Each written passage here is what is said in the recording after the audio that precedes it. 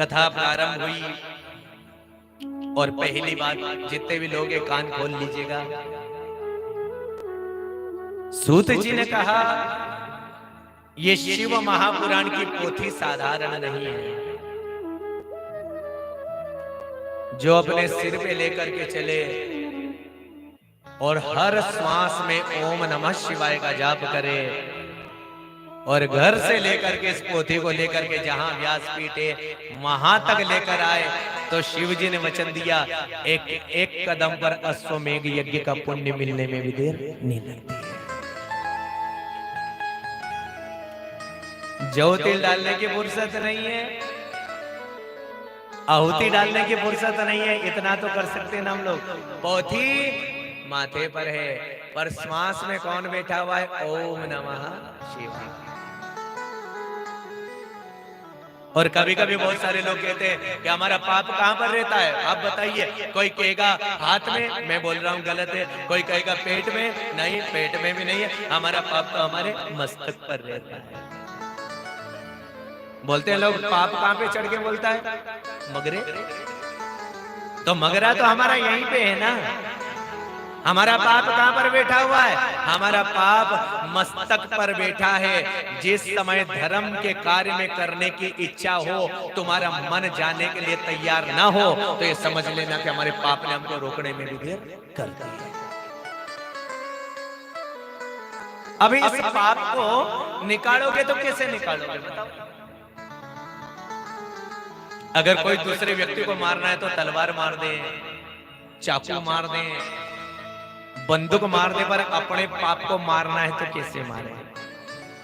अब अपनी खोपड़ी में अपन चक्कू तो नहीं मार सकते। तो शिव जी ने कहा जब ज्यादा पाप इकट्ठा हो जाए, रास्ता बंद हो जाए, दिखना बंद हो जाए, भेदभाव दिखने लगे, ईर्ष्या प्रारंभ हो जाए, भगवान से दूर होने की इच्छा होने लगे, मंदिर में बैठो मन नहीं लगे, जल चढ़ाओ मन नहीं लगे, तो एक बार शिव पुराण को अपने माथे पे रखना और जहां शिवालय हो वहां पर चले जाना। समस्त पाप समाप्त होने में भी देर लगेगी। इसलिए यजमान से अपन पोथी उठवाते कि नहीं उठवाते? जिसने पोथी उठाई वो साधारण हो ही नहीं सकता। ये शिव जी की प्रसाद है, ये मेरे महादेव जी की प्रसाद है। भाग्यशाली लोगों को शिव महापुराण की प्रसाद मिलती है, भाग्यशाली लोगों को शिव पोथी उठाने का मौका मिलता है। अगर आपके जीवन में इस पोथी को उठाने का समय नहीं मिलता है तो एक काम करिए ना, और रोजाना आओ, शिव जी का पूजन तो कर सकते हैं ना। एक बिल्व पत्र ला करके, एक समी का पत्ता ला करके अपने हाथों से शिव महापुराण का पूजन कर लो। और शंकर जी ने एक वरदान दिया है, ध्यान से सुनिया। मेरे महादेव जी ने कहा ये शिव महापुराण की पोथी मेरी वांगमयी मूर्ति है। ये जो आपने देखा मनोकामनेश्वर भगवान, उनको देखो कि इसको देखो, किसको देखो? इसको। उसमें और इसमें कोई अंतर नहीं। वांगमय मूर्ति यानी एक प्राण दो देही।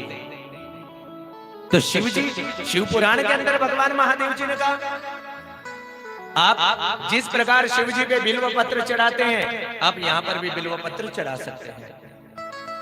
अब वहां पर आंकड़ा चढ़ाते हैं, यहाँ पर भी आंकड़ा चढ़ा सकते हैं। वहां पे धतूरा चढ़ाते हैं, यहाँ पे भी धतूरा चढ़ा सकते हैं। वहां पर ओम नमः शिवाय का जाप करते हैं, तो इस जगह बैठ करके भी ओम नमः शिवाय का जाप कर सकते हैं। हाँ, पर इतना एक निवेदन है, अब ये बात तो नहीं लिखी पर मैं बोल दूं, वहां जाके जल चढ़ाते हो, यहाँ जल मत चढ़ा देना।